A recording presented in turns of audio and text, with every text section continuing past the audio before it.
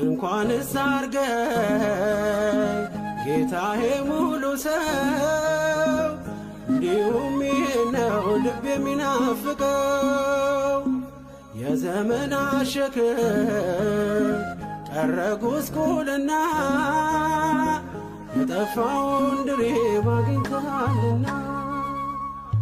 ኃጢአተኛው ድንኳን ቅዱሱ ቆሟል ልጄ የት ነው ብለን እንፈልግሃል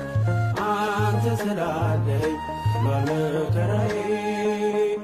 ለኔ ያደረከው ብዙ ነው ጌታዬ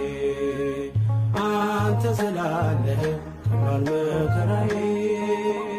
ለኔ ያደረከው